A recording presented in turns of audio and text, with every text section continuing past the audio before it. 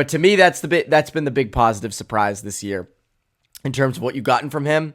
And I think he's consistently shown, okay, this is not just, a really good goalie we developed who could be the goalie of the future.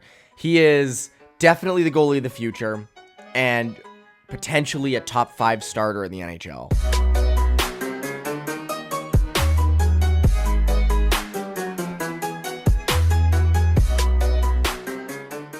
And welcome into Poke the Bear, episode 195. That's Conor Ryan. I'm Evan Marinofsky. Conor, we're getting very close to 200. We got to do something. I think we said this before, but now that we're getting close, we got to put a plan together for the 200th episode. It's got to be like a big thing.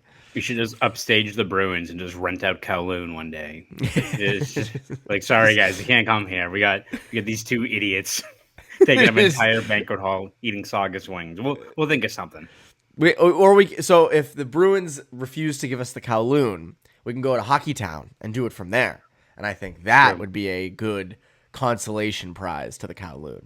Absolutely. I mean, I feel like it's lost some of its charm. I heard someone say that the brick walls in there, you can't like bank pucks off of it anymore. I haven't been there in a while, but I have also not been to Hockey Town since I was in like high school. It's a shame. But if that is the case, then I mean, what's the point of trekking up there? What's the point of going up to Route 1 if you can't even go to Hockey Town and get the true Hockey Town experience? I agree. I always loved at that rink you could hear the rats running in the ceiling. That was fun. And there was a gym that they used to take us to up on the second floor, and it was just like covered in dust, gross. Yeah. But it's like Hockey Town. I mean, when you go to Hockey Town, you're not expecting high end stuff. It's a little more rough and tumble. So it's like in Miracle when like they're getting ready to go out there and like Herb's getting the speech ready, and you can like the fans stomping their feet and like they can hear it in the locker room. That's like what the rats are at Hockey Town. They're getting you riled up. They are. They're the fans. They're motivating us. They're eating 10-month-old pizza crust. It's kind of a little bit different, but I mean, rink pizza is maybe 10 months old. So I digress. So I go to a lot of rinks, and there's some I've gotten good at like knowing the ones that have good food, or like by good I mean like edible food, and then others that I'm just like I'm not touching that. No thanks. I'm going to the 99 instead. Exactly. That's what I do. Even if it's a little more expensive, I'll gladly do the 99. Anyways, I forgot to ask this, Conor. What is up? Evan, I'm doing well. How you doing? Doing great. People always get aggravated when I don't ask that. You don't say that you're doing great, so I got to make sure that that's set in stone. Anyway, so in this episode, we want to kind of look back at the season so far. Big picture stuff. It's like we're the History Channel, right? Instead of Rutherford B. Hayes, we're going to look at the last 3 months of the Bruins season. So, lucky us, Conor. We'll start with this question. As we record this on Tuesday, January 16th, the Bruins are 26-8-9. They are first in the Atlantic. I believe they're second in the NHL in points, if I'm not mistaken. I believe so, yeah. I think they're one off maybe the Jets, I want to say. Oh, God. You can be first in the Atlantic. Just please don't be first in the NHL. Are you surprised? I think so, right? I mean, we talked about this before the season started that, we, I think, had pretty high expectations of this team, that they were going to be better than I think most of us thought. That being said, and yes, I think it was boosted by how strong they started the year, which a lot of that relied on their goaltending playing at a absurd level. But I think for all of the major concerns, and like, don't get me wrong, this team had quite a few. Like we thought the goaltending and the defense were going to be set in stone, but when you look at the amount of younger players in the lineup, are they going to be ready? Is Charlie Coyle and Pavel Zacha ready for top 6 minutes? Can Jake DeBrusk build off of last year? What was last year an outlier for Frederick? There was so many. It wasn't like there was that one line in question where you're like, all right, how's that line going to mesh? You had 4 like lines completely in flux which is to be expected when you don't have Bergeron and Krejci, 2 foundational guys there anymore. But I think you look at this season, and it's been through its fair share of ups and downs. It's, as strong as this year's been, I don't think there's been like sustained stretch of like perfect 60-minute hockey. I mean, I guess you're asking for probably too much to expect that because it's a game of mistakes anyway. But But that being said, even though this season has not been to the unsustainable, absurd level of last year, I think there's been a whole lot more pleasant surprises than, negative setbacks, whether you look at guys stepping into elevated roles and performing well, guys like Pasternak still playing at an elite level, younger players shipping in, the amount of value adds you've had. Again, it hasn't been, the most seamless season, all things considered, but a lot has gone right for this team, then gone wrong through the first, 3+ months of the season. I am surprised. I am. I mean, you hit it there with like the amount of question marks coming in, and I think what's even been kind of crazy is that it's not like all of those questions were answered. You mentioned DeBrusk. He has not produced near the level that we expected. The defense has not been as consistent as we expected it to be and that it should be. Again, you look at, some areas up front where the lines are still kind of in flux and they're still finding ways to win. Obviously, what matters is the playoffs. I think we can all agree on that. But it is surprising, given that Bergeron and Krejci are not here, Bertuzzi, Hall, and Orlov, and all these guys that were big for you last year, and obviously they all weren't going to stay. But going back to Bergeron and Krejci, I think the biggest thing is the transition from a post Bergeron and Krejci era with Coyle and Zacha and other guys, Patra and Frederick and other guys, Geeky filling in down the middle. The transition hasn't been as bad as we thought. And I think, Coyle has been sensational, and he has stepped in as sort of that, as really kind of a number one center. He played like it on Monday between Marchand and Pasternak. Zacha's fit in to me, it is a surprise. I didn't expect this. I didn't expect the center depth to not be an issue, or it not as big of an issue as other parts of the roster. And I think I'm surprised that they're like this because even when they were rolling at the beginning of the year, there were a lot of games where it was like, they shouldn't have won that game. They did not play great, and they still won. So they still have that identity of they find ways to win, and that's great. I'm surprised, but again, what matters to me, to you, to listeners, to everybody is how are you going to do in the playoffs, which we'll get to later in the show. But I think, I'm surprised. Yeah, no, absolutely. And again, even going off of like what's been the most, I think, shocking development out of all of it is, again, I think you could pick any one of 20 different things. There's been a lot of positives that, a lot of guys have stepped up, but I think you kind of hit the nail on the head there. I think the biggest surprise is the center depth has not been really an issue at all. Like, and it's not just Coyle on pace for 30 goals and 60 plus points, Zacha, stepping in and being on pace for, I think, 50-ish points this year.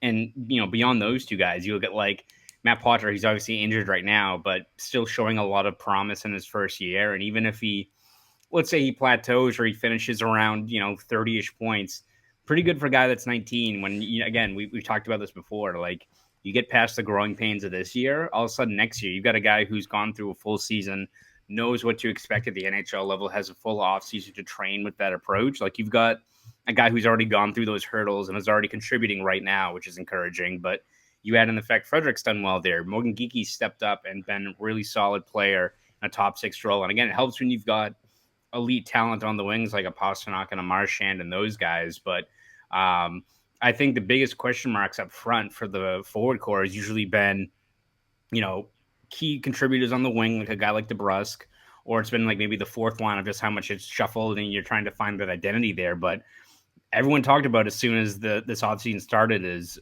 what exactly you're going to have down the middle, because we're not uncovering any mystery here in terms of looking at roster construction. You need guys driving play down the middle.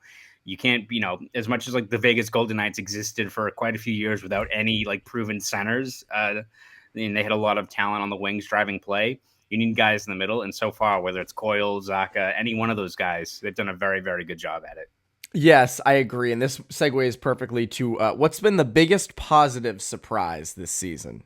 Yeah. I would say probably Coyle and those guys stepping up. Like, again, it's probably just an overarching thing for that position, but I think that talent down the middle, and again, like we can go through any other one of the many guys that Don Sweeney has signed. I'm sure you'll pick something else for that. But I think when you look at what the biggest question mark for this team was going to be just who is going to be driving play at some critical areas of the lineup. Like I think Coyle's been especially money the last couple months, just the way he's playing. Pretty solid. He has his off nights in the face-off top, but as a whole has been pretty good. And that production, it's been huge. This is a guy that it's almost kind of like Carlo's contract where people saw it and they're complaining about it for a year or two, but I think you're starting to see what his value is because at worst case, you add in like another center down the road. He's still, I think, a very, very elite third line center, but he looks like a pretty damn good top six right now as well. And I think you look at Carlo and how good that contract looks, keeps on playing the way he's done this season. I think there's a lot to like about just what Coyle has brought as a steadying presence in a forward core that's been in a state of flux for most of this year.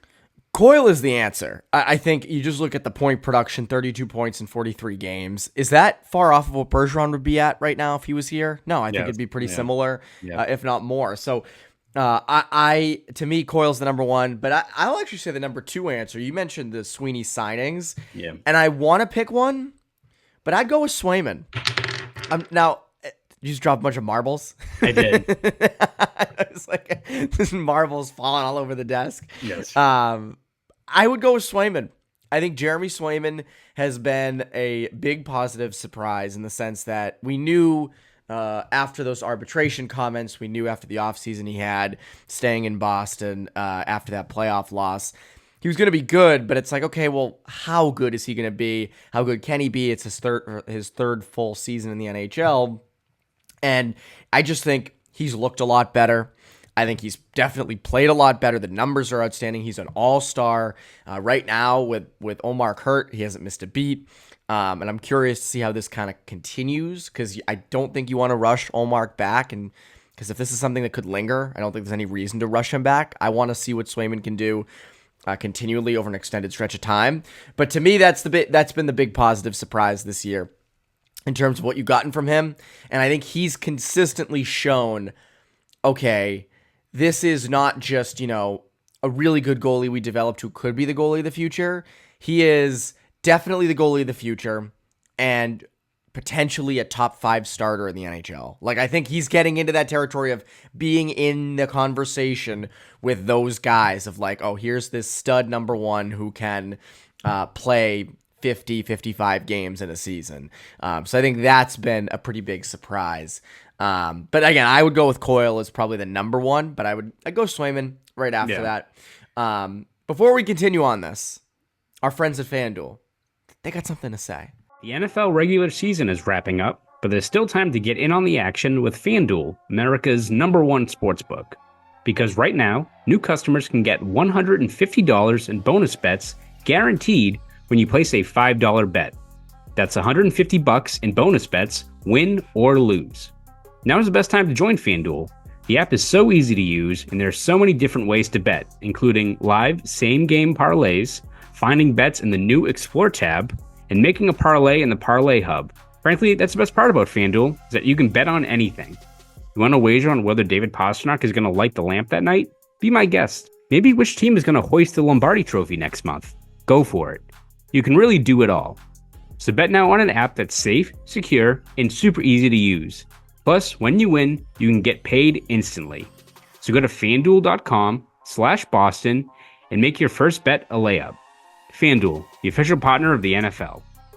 So, we talked positive surprise. Let's go with biggest disappointment this season, which again, their first place. There hasn't been many, but what would you say is your biggest disappointment?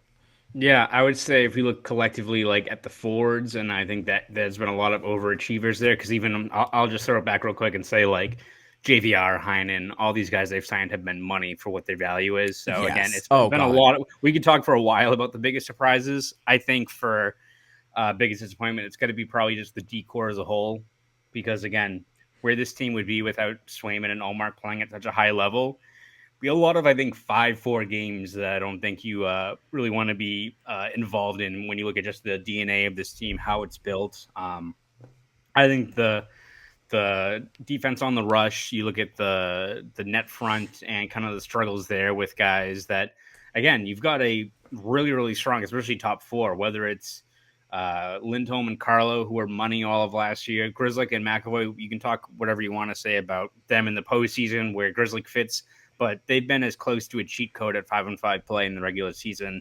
They haven't really, hit that same stride. McAvoy's been producing, but he's still it's a work in progress of finding the best partner. Grizzlick's been dealing with injuries. So I think probably just the defense as a whole has been probably the most surprising thing. It's not to say that this is what they are. Like, the talent is there and the structure is there, that I wouldn't be surprised if they shore things up and kind of get back to playing, how they were last year. But I think you looked at them kind of getting punched in the mouth against Florida at the end of last season. And it's not like the same thing where it's just like a forecheck is what's doing them in, but there's been a lot more lapses this year with a lot of very good defensemen that I think is definitely been probably the most concerning thing, I would probably say, team-wide going into this midway point of the year. Well, yeah, I mean, you even look at last year, and I know Lindholm's had tougher minutes, but you look, his point production was off the charts last year, getting Norris love. I think he's taken a little bit of a step back. Carlo's been great, but you're right. Like, McAvoy had a tough couple of months. Grizzlick really hasn't seemed to have been himself this year. So I agree with you. I think defensively that's been a little bit of a disappointment. I'll go up front with Jake DeBrusk. I think you expected a lot more. There's still time. Again, this is the halfway point. There's a lot of time left. And what's frustrating with DeBrusk is he's playing the right way. I don't think the lack of production is because he's lazy or because he's, bad away from the puck. Like, I think he's been fine. I just think the production hasn't been there. And maybe it's a lack of, two consistent line mates. Maybe he is better with a legitimate number one center in between him and a wing. But I just think you expected more. This makes it harder now to decide what that next contract is going to be because if he continues to be this inconsistent, is he worth that money? So I think he's created a lot more questions this year while also lowering his trade value, which again, like last year was around a first-round pick. You could have probably got a first for Jake DeBrusk in a good trade market. Now I don't know if that's the case. I think you get less. So I would put him as a disappointment. And the other thing you have to consider is, like, this team needs goal scorers. Like, scoring is a need. Yeah. And the fact that you haven't been able to get that from him makes the 26-8-9 start all that more impressive, but it could be a lot better, and I think it would be a lot better going forward if he was producing. Yeah, no, I mean, I think that's been key. And again, as I said, he's playing the right way. I think he's producing a little bit more, so hopefully he's getting back on track. I don't think you're expecting a 30-goal season at this point. I think those predictions are going to fall a little bit flat this year, but we still ends the year around 20, 25 goals, gets hot at the right time, can give you 40 points. And again, he's not, impacting the team down the other end of the ice. I think he's really developing into a good two-way player. It's just got to produce, right? Like that is the biggest thing. The thing that the team desperately needs is just that extra guy that can impact scoring. Like, look at how much of a lift a guy like Frederick being on pace for 20 goals has given this team down that area of the lineup. And if DeBrusk's in the top six and it's not just Pasternak and Martian doing the heavy lifting or Coyle, just how much more dangerous this team would be. So again, I think DeBrusk has evolved into a very good two-way player, but that value is not going to be anywhere close to being realized if he's not producing. And again, he's playing a lot better, I think, over this last, month or so. You just hope he keeps on building it. Because, again, I think if you're a Bruins fan, you'll forget a couple of slow months in November and December if all of a sudden he's heating up when the games start really mattering in a few months. Yeah, that's a big one. Definitely something that isn't a disappointment. It's something that we love and we enjoy as our good friends over at Factor Meals. Get started on your New Year's resolutions with Factor so you're ready for the new year. Factor's ready-to-eat meal delivery takes the stress out of meal planning and sets you up for success in the new year. Skip the grocery stores, prep work, and cooking fatigue. Instead, get chef-crafted, dietitian-approved meals delivered right to your door. With over 35 meals to choose from each week, including options like keto, calorie smart, vegan and veggie, and more, plus over 55 weekly add-ons, you'll have a ton of nutritious and flavorful options to kickstart your resolutions. No more wasting time in the kitchen. Not only does Factor offer fast, simple solutions when I'm too busy to cook, they also help me stay on top of my goals. With offerings like Protein Plus and Keto, I can stay on track. This is definitely going to come in handy for my New Year's goals. So head to factormeals.com/poke50 and use code POKE50 to get 50% off. That's code POKE50. Factor Meals, your go-to ready-to-eat meal delivery service. And now, let's get back to the show. Such good music in that one.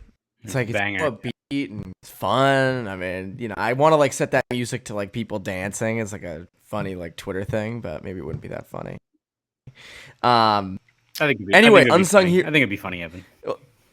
Thank you. My Twitter, my Twitter game sometimes it's not there. My fastball on Twitter hasn't been there this year. And that's okay. That's fine. It's a down year. I had a guy tweeted me yesterday and said I had a horrible tweet. I thought it was a funny tweet. I don't even remember what it was, but I remember I tweeted back and I said I'm not hitting a dinger every time at the plate. Paul Murphy, that's his name. Paul Murphy. Yeah, Paul. Friggin' Paul. All right, we can't hit home runs every time. Sometimes it's just singles up the middle. Hit just get it on the outfield grass. Sometimes you strike out. That's fine. Do the William Opeña. Hit a dinger or strike out. That's all you do. Exactly. I agree. And so the best thing about Twitter is like you'll tweet something and be like, "Oh, this is the one. This is gonna bang," and then it doesn't do anything. But then it'll be like a random tweet that like does well, and I'm like, "Oh, wow, that was surprising." I guess. And then it'll be the weekend walking through town. I'm like, "This is fucking stupid. This is dumb," and then it takes off everywhere. Yes. What did that end up with likes and retweets wise? Do you remember? Like 150,000 likes, something like that. It was something That's like crazy. that. It was stupid. It was so fucking dumb. And then I got DMCA'd. So like it only lasted for like a month. Yeah, and then it got nixed. I remember seeing that within like the minute that you first tweeted it, and it had already like it had like 100 retweets, and I was like, oh yeah. God. And I remember seeing this and being like, this is gonna freaking kill. This is gonna do numbers, and that was a great snipe by you getting that. Anyways, unsung hero for the Bruins. I'll go first on this. James Van Riemsdyk, I think, has been an unsung hero for the Bruins. 1 year, $1 million. We really didn't know what to expect from him going into this year. He's slower. There was, a little dip in production, but there was still, again, you looked at pre-Philadelphia. He's a veteran guy that always finds a way to produce. He's good around the net, front of the power play. All right, that's a good base to have.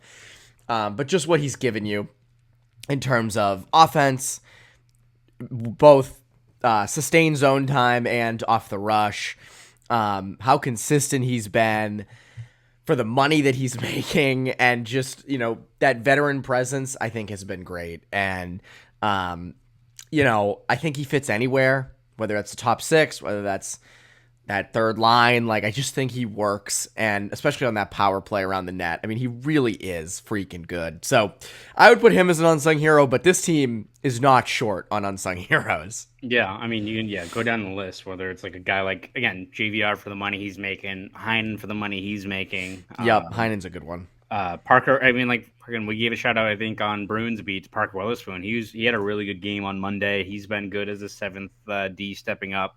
I'll go with Trent Frederick, though. Again, this guy that I think has been a difference maker further down the lineup. Like earlier on this year, he was producing pretty well with Coyle, and we're like, keep those guys together, don't break it up. But he's kind of producing wherever in the lineup right now. And again, you look at the physicality he brings, but just the overall production, the fact that he's on pace for close to 20 goals, 40 points, and how key that is further down the lineup. It's been huge for the Bruins. And same thing with like DeBrusk, of how much it makes this overall team better when you have a guy like that you can rely on for 20 or so goals a year.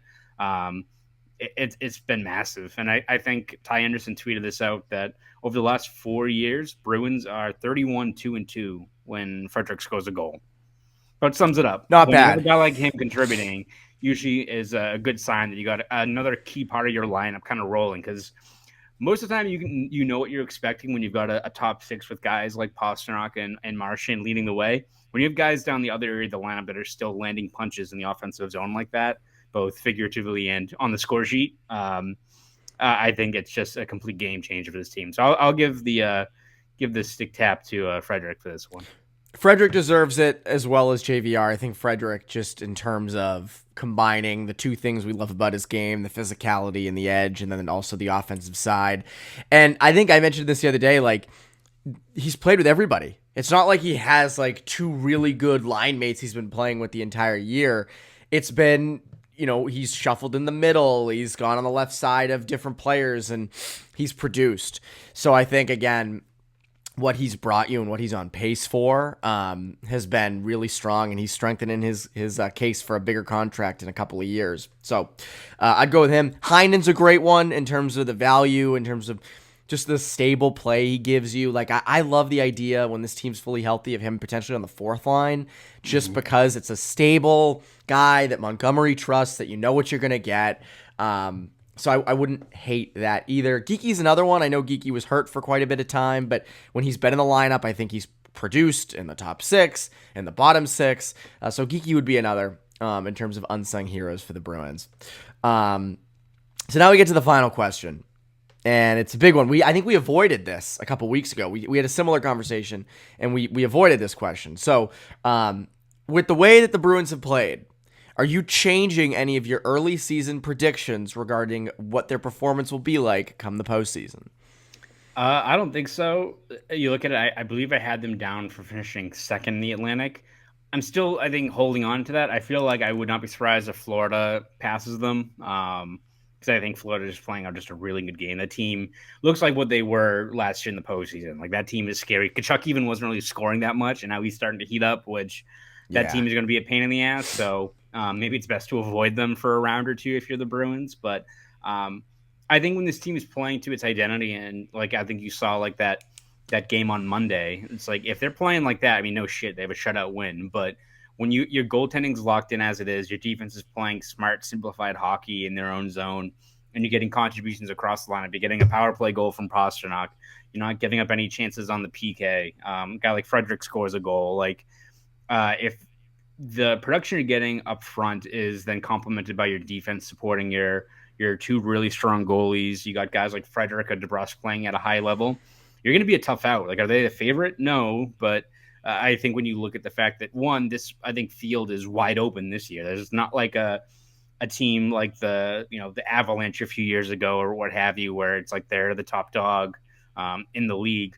I think if you're a Bruins fan, you'll take maybe being the second in the Atlantic, what have you, and carving your way out to the playoffs and see where kind of the pieces fall there, as opposed to being the unquestioned top contender, and you see how that happens. So I think if you're a Bruins fan, finish second, you'll take it, get a nice matchup with the Toronto Maple Leafs in the first round again. Would be a fun series. So I think I'm sticking with that as how it's been. But even if it's, as we predicted, at least for what I said, I think this whole year has been a very pleasant surprise for you, that I think people were expecting to be a bit of a grind, bit of a bridge year of hopes for maybe more returns down the road. This team's, at the very least, man, it's a team that's fun to watch, and it's been a fun hockey season so far, which if you're a Bruins fan, should be happy. I completely agree on that second part. Like, it's been a pleasant surprise. I think you and I we thought they would be good, not this good. And I think there were a lot of people who thought they would suck. And it's like, no, they're not going to suck. I, back in September, said they were going to finish third in the Atlantic and that they'd be out in the first round. They'd have an admirable first round, but they'd be out. I would like to change that. I think the way that they've played, what they've shown, I'd like to change it. So I think I agree with you. I think they're going to... you know what, Connor? I'm going to say they stick in first in the Atlantic. I think they stick. They're playing too well, and they find ways to win in the regular season. I think they stick in first. They do not finish as the President's Trophy winners, which, again, if you're first in your division, you should not be out in the first round. So I'd also like to change that. They will not be out in the first round. I think they win a round, and then after that, I think it's... I don't know. I don't have the highest confidence that they win a second round, but again, like... Let's go through that scenario, right? Like, let's say the Bruins are in first, okay? And they play the wild card team. So whoever that is, whether it's Tampa, Philly, maybe Pittsburgh. Okay, they win that series, right? Tampa's hard. Tampa's going to be a hard series, but let's say they win, though. That has gone by my prediction. And then in the second round, they play either Florida or Toronto, right? Now, if it's Toronto, you're fired up because it's Toronto. And if it's Florida, you want revenge after last season. So maybe you win that series, right? And it's the same in your prediction, right? If they beat Toronto in the first round, won't be an easy matchup because Toronto always has to get past the first round. But they should, and then they face Florida, who they want to get revenge on, right? And then you get to the conference final, and anything can happen. So like This is like the Charlie Kelly with the whiteboard. Of course. But I do think that they're no longer a team that's like, oh, get in the playoffs and get experience for the younger kids. Like, they are getting to that point where it's like, no, at least standings wise, they are a contender to go very deep. And I think we should expect that. So I think they definitely win a round, and they should win another round. But I'll give them a pass. But they should win the first round 100%. 100%. Yeah. So yeah, I'm changing my prediction. They finish first in the Atlantic and they win at least a round. That's what I say. So yeah, there you go. I'm changing. That's fine. That's what we're here for, right? Our opinions can change. So mine has shifted. People can change. People can change, exactly. Sloppy steaks and slick backed hair.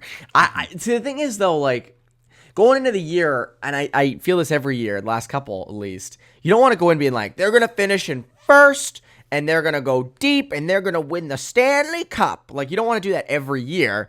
And I know, like, I think you and I both had them in the Cup last year preseason. Yes. So I was like, I don't want to do that again. We can't run that back. Like, especially after losing Bergeron and Krejci, I can't do that. So I'm like, I got to be, third out in the first round, which I genuinely thought they would be. But things have changed. So I'm going to stick with my prediction. Or I'm going to change my prediction to that. Yeah, that's totally fine. That's all that matters. Anyways, Connor, what can the people look forward to from you over at the Globe and Boston.com? Yeah, we're going to have you covered every step of the way this season, whether it's game recaps, features, columns, video breakdowns. I think we have mid-season or just past the mid-season report cards coming out as well. So you can find all that stuff over at Boston.com and the Globe. If you want to follow me on Twitter, X, whatever it is, whatever that dipshit calls it now, you can do that. You can follow me at Conor Ryan _93. Go do all that. That's Conor Ryan. I'm Evan Marinofsky. You Poke the Bear listeners. Have a great rest of your week.